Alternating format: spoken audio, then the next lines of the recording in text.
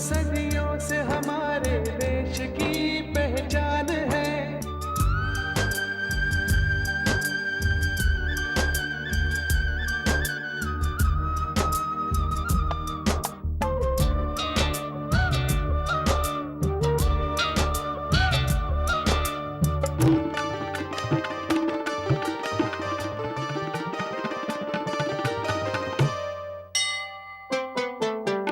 देश के दुख सुख से इसका आज का रिश्ता नहीं, इसका पानी साफ है, शफाफ है, खारा नहीं। आपने हैरत है अब तक इस तरफ देखा नहीं।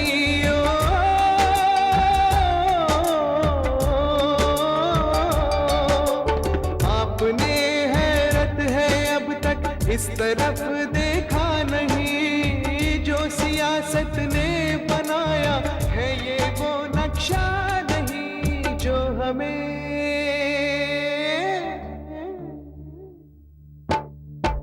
हमें कुदरत ने बख्शा है ये वो सम्मान है। हिंदुस्तान है, हिंदुस्तान है। सिंधु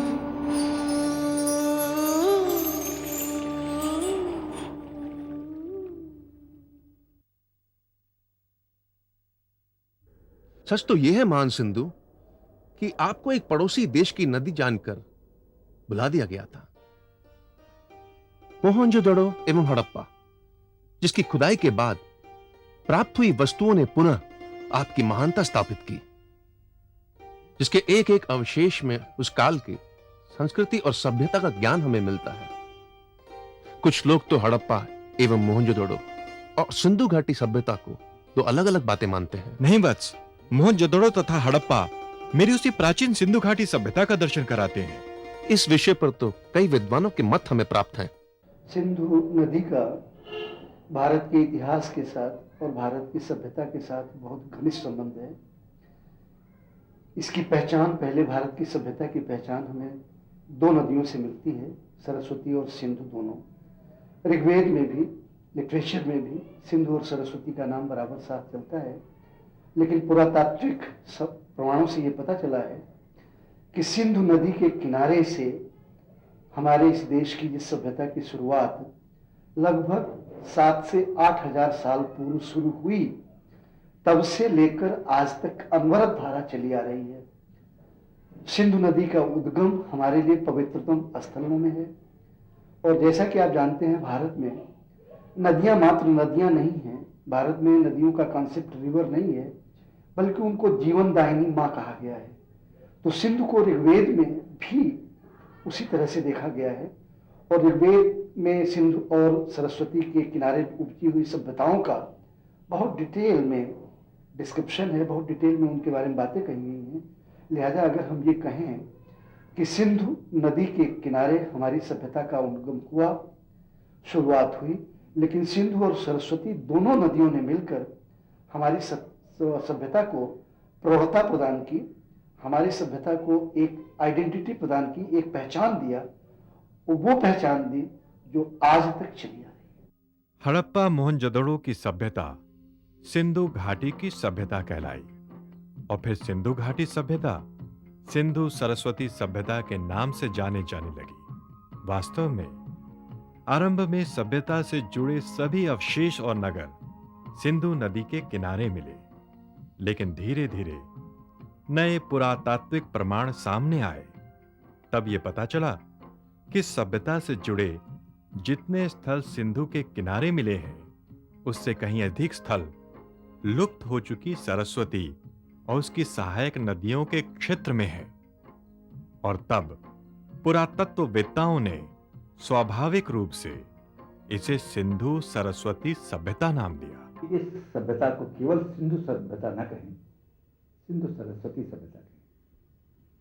उसके पीछे मेरी सोच ये थी कि आखिर किसी भी सभ्यता को जिसके बारे में कोई नाम हमको उपलब्ध नहीं है, उसको कैसे हम सभ्यता का नाम दें। मेरे सामने ये सवाल आया कि आज जो मेसोपोटामिया की सभ्यता है, जो कि आज इराक का हिस्सा है, जिसे सुमेरियन सभ्यता भी कहते हैं, उसको आखिर मेसोपोटामिया क्यों कहते हैं? मेसोपोटामिया के माने होते हैं दो नदियों के बीच की जगह। तो क्या भारतवर्ष की ये जो सभ्यता है, जिसे लोग सिंधु घाटी की सभ्यता कहते हैं, यह क्या केवल सिंधु नदी की ही देन थी या इसमें और नदियों की भी देन थी? तो मैंने ये आरंभ किया कि अच्छा, आज तक जो करीब 1500 साइट्स उस समय तक मिल चुकी थी, वो 1500 जो स्थल जहां पर मिल चुके थे, अब तो वो 2000 से भी ज्यादा संख्या हो गई है। आखिर वो 2000 स्थल कहां कहां पर है? क्या वे सिंधु घाटी की नदी पर और उसकी सहायक नदियों पर जैसे रावी या चिनाव पर है, या किसी कोई और भी नदी है जिसकी तट पर वे प्राचीन नगर के अवशेष मिलते? और तब मुझे ये जानकर आश्चर्य हुआ, और सुखद आश्चर्य ये हुआ कि देखिए, सिंधु नदी और उसकी सहायक नदियों पर केवल 248 स्थल मिले आज की तारीख तक, जबकि एक नदी है जिसका नदी था सरस्वती नाम, ऋग्वेद में उसका वर्णन आता है और बाद के सभी वेद पुराण में इसका नाम आता है। लेकिन आज ये नदी सूख गई। इसको केवल थोड़े स्थानों पर और बरसात के दिनों में देखा जा सकता, बाकी दिनों में गंगानगर में या हनुमानगढ़ के पास दिखती तो बड़ी विशाल है। 10 मील तक की इसकी चौड़ाई दिखती, जो सूख गई है। बालू रहता है, बरसात के दिनों में थोड़ा पानी आता है, वो भी बहुत दूर तक नहीं जाता, सूरजगढ़ तक खत्म हो जाता है। जबकि बहावलपुर पंजाब में भी, और वो बहावलपुर स्टेट जो आगे जिसको हम चोलिस्तान कहते हैं, जो पाकिस्तान का हिस्सा है, वहां तक हो जाती। तो प्रश्न ये उठा मेरे मन के अंदर कि आखिर ऐसा क्यों ये नामकरण दिया गया। और तब मुझे लगा कि जब 600 से अधिक स्थल जो हैं वो सरस्वती और दृषद्वती जो इसकी सहायक नदी है उनके किनारे हैं, जबकि 248 ही केवल सिंधु उसकी सहायक नदियों पर है, तब मेरे समझ में ये आया कि ये कहीं इसमें भ्रांति है। और तब हमने इसको नाम दिया कि नहीं, ये सिंधु सरस्वती ये दोनों नदियों की देन है। जैसे कि हमने आपको बताया मेसोपोटामिया वो टाइग्रिस और यूफ्रेट्स नाम की दो नदियों की, दजला और फरात, ये दो नदियों की देन है। हमारी ये सभ्यता भी दो नदियों। सरस्वती नदी का वर्णन वेदों में कई बार मिलता है, लेकिन शताब्दियों पूर्व सरस्वती विलुप्त हो चुकी थी। इसीलिए यही कारण है कि इसे कुछ वर्ष पूर्व तक काल्पनिक नदी माना जाता था, परंतु अब सरस्वती नदी के अस्तित्व के भी प्रमाण मिल चुके हैं कि सरस्वती एक अलग से नदी थी, जो कि हम जानते हैं उत्तरांचल से निकलती थी, और जहां यमुना टियर है, कलेसर है, इसके ऊपर से निकलती, जहां पोंटा साहब है, इससे ऊपर से ग्लेशियर से निकलती थी, और यमुनानगर के पास से होकर के, हरियाणा से होकर के, और कुरुक्षेत्र से होकर के, और फिर ये हनुमानगढ़ की तरफ होकर के, अनूपगढ़ होकर के, और तब ये चोलिस्तान में बहावलपुर स्टेट जाती थी, और वहां से सिंधु नदी के बहुत पास, मुश्किल से 15-20 किलोमीटर तक ये पहुंचकर फिर ये दक्षिण मुखी हो जाती थी, और ये रण और कच्छ में जाके गिरती थी। हैदराबाद जो सिंधु का है वहां से होकर के ये जाती थी। तो सिंधु में मिलती कभी नहीं थी, लेकिन सिंधु के बहुत बगल से गुजरती थी, वो भी आज सूख गई है। जब ब्रिटिश लोग आए तो उन्होंने ये कैनाल बनाई, तो उनका ये एक कहना था कि जहां पहले नदियां बनती थी, स्वाभाविक प्राकृतिक रूप से अगर वहां आप बनाएंगे कैनाल तो आप सक्सेसफुल होंगे, और इसलिए उन्होंने एक वहां से नहर निकाली, उसका नाम उन्होंने नारा रखा। नारा नीर से बना है पानी, कि ये नारा नदी जो है यही प्राचीन सरस्वती थी। और इसलिए हम जानते हैं कि आज जितने भी विद्वान, चाहे वो जियोलॉजी के हों चाहे आर्कियोलॉजी के हों, सब इस बात को मानते हैं कि आज की जो नारा कैनाल है वो प्राचीन नारा धारा में बहती थी। ये प्राचीन धारा को ही सरस्वती की ही धारा थी, जिसको कि लोकल भाषा में हकड़ा भी कहते हैं। तो ये नदी बहुत लंबी थी, अलग अलग जगहों पे इसके अलग अलग नाम थे, और हकड़ा भी कहीं कहते थे, आज कुछ हिस्सा है घग्घर भी कहलाता है, सरस्वती भी कहलाती है, आज तो सरस्वती न करके सरस्वती कहलाती है। तो इस तरह के अनेक नाम अनेक अनेक स्थलों पर रहे हैं।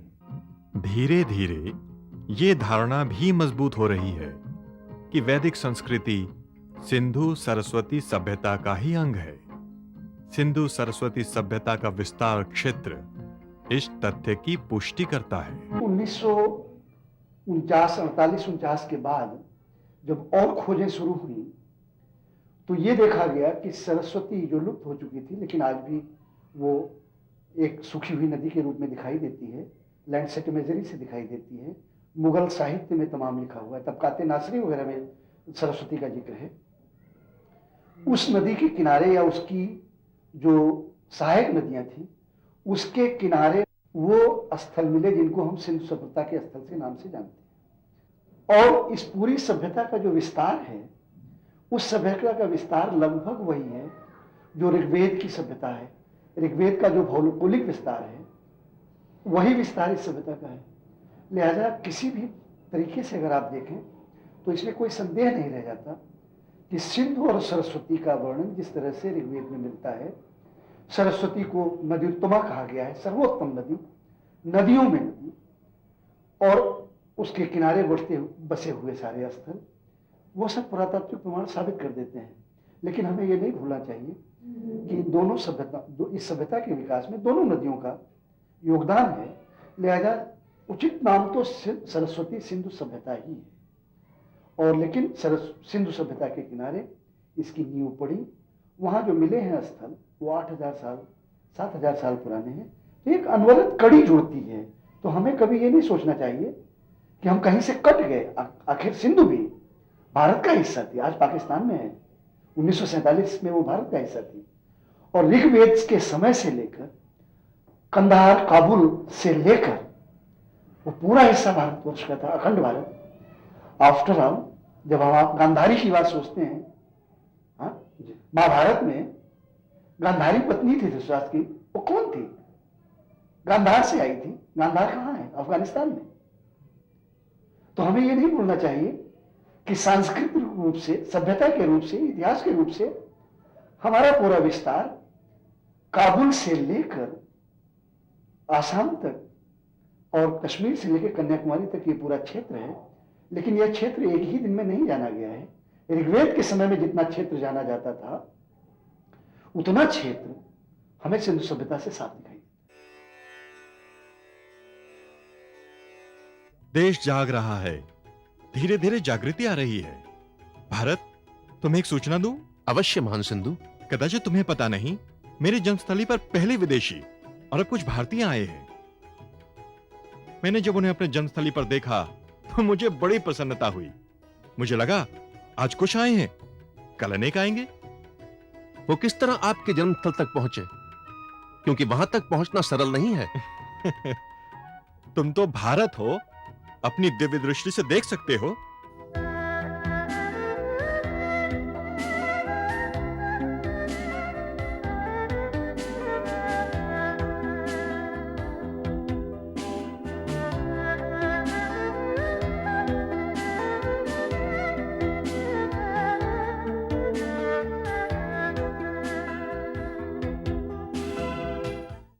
यह वह महान नदी जिसे स्थानीय लोग सिंगे खाबब या शेर के मुंह वाली नदी, सिंधु और इंडस कहते हैं। मेरी दाईं ओर है कैलाश पर्वत और बाईं ओर बह रही है वहां को स्पर्श करती हुई अपने उद्गम से निकलती सिंधु नदी, जो कि भारत में लद्दाख से बहती है और लगभग 550 किलोमीटर लद्दाख से बहने के बाद पाकिस्तान नियंत्रण वाले कश्मीर में गिलगित और बाल्टिस्तान होते हुए मुल्तान, बहावलपुर से कराची के पास सिंधु सागर यानी कि अरब सागर में समाहित हो जाती है।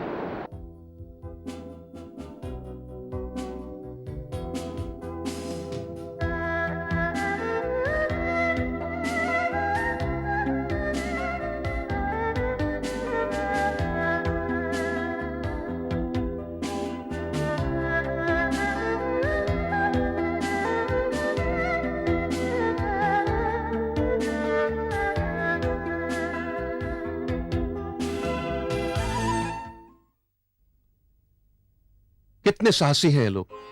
ये सब कुछ देख के मुझे आज अपनी अखंडता का स्मरण हो रहा है। हमारे यहां कितने मत, कितने संप्रदाय थे, किंतु हम कितने सुखी थे। क्या हमारे वो दिन वापस नहीं लौट सकते महान सिंधु? क्यों नहीं भारत, क्यों नहीं? परमपिता ब्रह्मा ने मुझे जल बनाया है। जब मुझे कोई छूता है तो मुझे कोई अंतर नहीं पड़ता। स्वच्छ करना मेरा धर्म है। सिंधु जब किसी किसान के खेत में जाता है तो उसका मत या संप्रदाय नहीं देखता। मेरे तट पर जितने हैं सब मेरे अपने हैं और मैं उन सब का। इसीलिए तो वेद भी आपका गुण गाते हैं। हजारों वर्ष के आपके इतिहास में समानता के अतिरिक्त कुछ भी नहीं। भारत, तुम्हें एक विशेष घटना बताना तो भूल ही गया। तुम्हारे साहसी जिज्ञासुओं ने मेरे तट पर एक ऐसा गांव ढूंढा था जो आर्यों का पुराना निवास था। वहां के लोग आज भी अपने आप को आर्य कहलाने में गर्व का अनुभव करते हैं।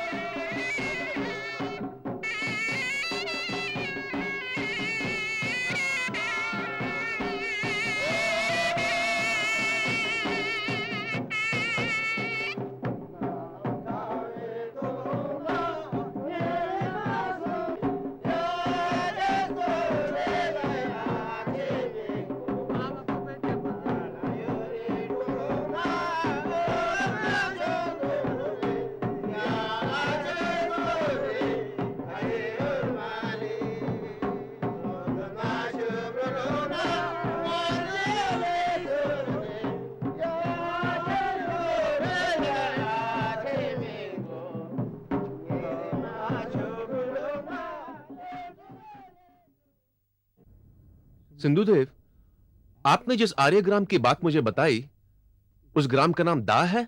हाँ, मेरे तट पर बसा ग्राम दाह।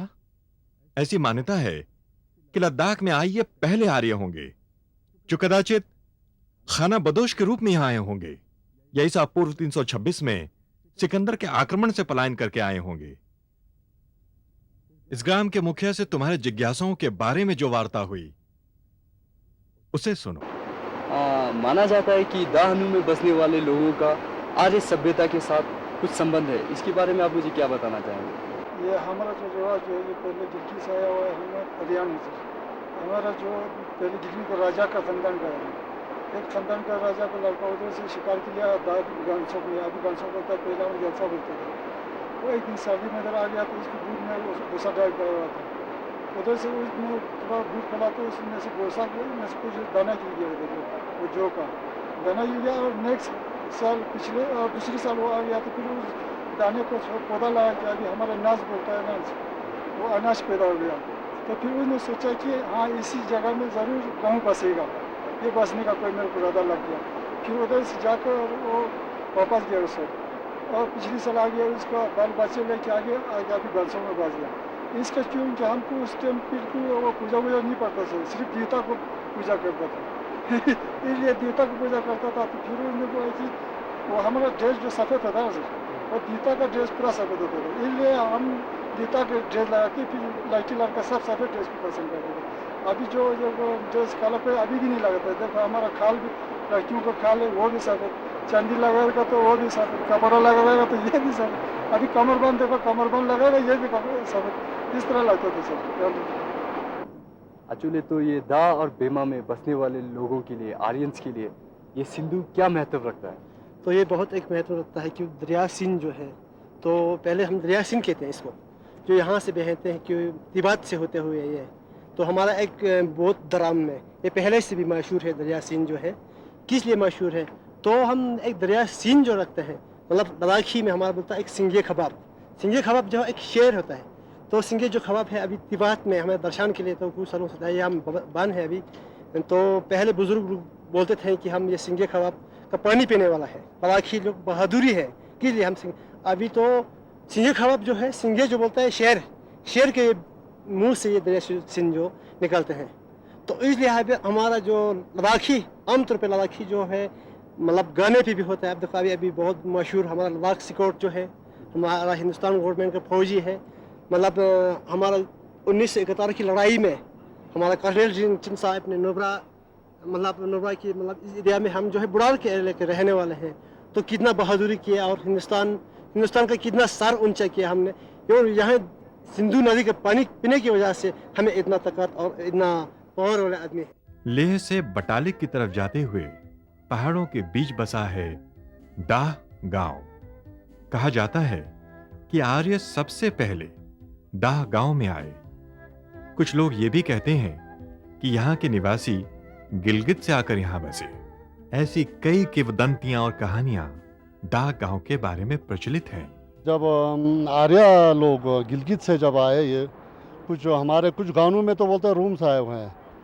जब हमारे शादी के रस्म के लिए दरवाजे पर जब बारात लेके जाता है दुल्हन को लेने के लिए, तो दरवाजे पर अंदर वाला पूछता है कि आपका कौम क्या है, आप कहाँ से आए, तो उसमें तो रोम से वो बताता है अपने आप को। तो हमारे गानों के मुताबिक जो 3 साल के बाद यहाँ मेला लगता है, उसमें यही हमारे स्क्रिप्ट में तो कोई स्टोरी है नहीं, तो ये सिर्फ गानों में ही हम याद करते हैं। पुराने हमारे बाप दादाओं के जो आए हैं वो गिलगित से आए हुए हैं। गिलगित से आकर हनु में बसे, हनु के बाद दाबरोक में आए, दाबरोक से फिर ये बिखर गए, ये पूरा 4 गांव में। इतिहास का सच क्या है ये तो यहाँ के निवासी नहीं जानते, पर उन्हें गर्व है कि वे आर्यों के मूल गांव के निवासी हैं। उन्हें इस बात का भी आभास है कि उनके नए नक्श, उनका पहनावा लद्दाख के अन्य लोगों से भिन्न है और इसीलिए उनकी अपनी एक विशिष्ट पहचान है। हमारे तो ब्रोकपा बोलते हैं, ब्रोकपा का है, अलग अलग तो है ना। हम कारकुन 3 अलग है सर, कोई बिल्कुल अलग है, ड्रेस भी अलग है। आजकल तो इसे ड्रेस पहनते हैं, नहीं तो हमारा तो अलग अलग ड्रेस पहनता है। इसे तरह ये पहनते हैं। आजकल तो थोड़ा थोड़ा इसे पहनते हैं। बहुत गरीब आदमी है, पढ़ लिखा पढ़े भी कोई है नहीं कारकुन वालों को। फूल तो हमारे वो दिन आएगा, वो डांस करने की दिन आएगा, मिला हो जाएगा या पार्टी करने वक्त तो फूल लगाते हैं। हमारे जमीन को होते हैं फूल, तो सब लोगों ने लगा रखा। हाँ, सब ने लगाता है सर। आज आप अवसर लोगों को आया था, बहुत खुशी से आया सर, खुशी हो गया ना। खुशी होती है, कोई फंक्शन होता है तो आप लोग जी साहब, खुशी से फूल लगाता है सर। ये खुशी वक्त कोई पार्टी करेगा, कोई डांस करेगा, इसी वक्त कोई शादीशुदा हो करेगा, इसी वक्त फूल लगाता है। हमारा ड्रेस पूरा पहनता है सर। आज ड्रेस भी कम पहना है, नहीं तो ड्रेस बहुत पहनता है सर। इन वीर सिंधु पुत्रों ने कारगिल युद्ध में भारतीय सेना के जवानों के साथ कंधे से कंधा मिलाकर देश की सीमाओं की रक्षा के लिए काम किया। यहां तक कि गांव की महिलाओं ने ऊंची पहाड़ियों पर जवानों को रसद पहुंचाने में महत्वपूर्ण भूमिका निभाई। जानकारी यही फौजियों की वजह से, फौजियों के साथ रहते हैं हमेशा। लड़ाई में देखिए हमने, हमारी औरतों ने बोझ ढोया आधे रास्ते तक। लेकिन गरीबी और अशिक्षा के कारण दूर बसा ये गांव बाकी भारत से अलग थलग पड़ गया है और दाह गांव के लोगों को डर है कि उनकी संस्कृति कहीं इतिहास बनकर न रह जाए। ख़त्म होने वाली है जी, क्योंकि तालीम नहीं होने की वजह से, एक तो तालीम नहीं होने की वजह से लोग जो है वो फिर ये इसका कल्चर के बारे में या इसके बारे में, इसको ज़िंदा रखने के लिए पता नहीं लोगों को। और दूसरी तरफ अगर टूरिस्ट छोड़ते तो कम से कम तो हमारी कल्चर रह जाती, क्योंकि कुछ पैसे की लालच में भी कुछ कपड़े बनाते हैं, नहीं तो हमारा अब कपड़े भी अब ख़त्म होने वाला है। लेकिन दुर्गम पहाड़ियों पर बसे यहाँ के लोग जीवट के धनी हैं। हर 3 साल में होने वाला दाह गांव का मेला आसपास के गांवों में बहुत लोकप्रिय है। 3 दिन तक चलने वाले इस मेले में ये सिंधु पुत्र खूब नाचते हैं, गाते हैं।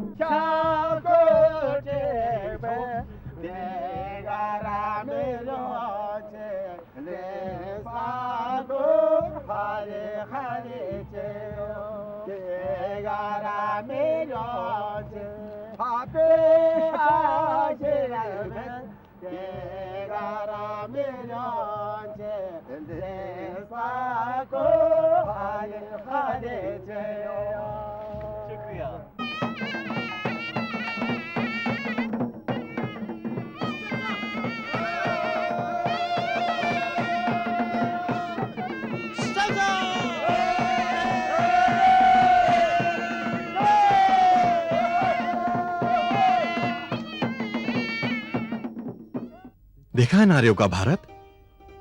आर्य धर्म नहीं भारत, आर्य संप्रदाय नहीं, संस्कृति है। सिंधु घाटी की सभ्यता वहां के रहने वाले निवासियों की संस्कृति थी, चाहे वो किसी भी मत का रहा हो, किसी भी संप्रदाय का रहा हो। हां भारत, चाहे कोई भी नगर हो, कोई भी प्रांत, कोई भी भाषा, कोई भी मत, कोई भी संप्रदाय रहा हो, हम सभी भारतीय अपनी भारतीय संस्कृति के बारे में एक समान ही सोचते हैं। आज भारतीयों की अपनी संस्कृति है, भारतीय संस्कृति। प्रेम, विश्वास, सद्भावना, सहयोग, यही सिंधु का संदेश है। सिंधु की संस्कृति वैदिक संस्कृति है, तभी तो हमारे यहां हर संस्कार में समग्र विश्व के कल्याण की बात कही गई है। सर्वे भवन्तु सुखिनः, सर्वे सन्तु निरामया।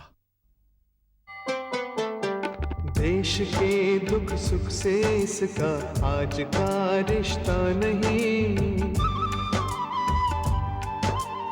इसका पानी साफ है, शफाफ है, खारा नहीं। आपने हैरत है अब तक इस तरफ देखा नहीं।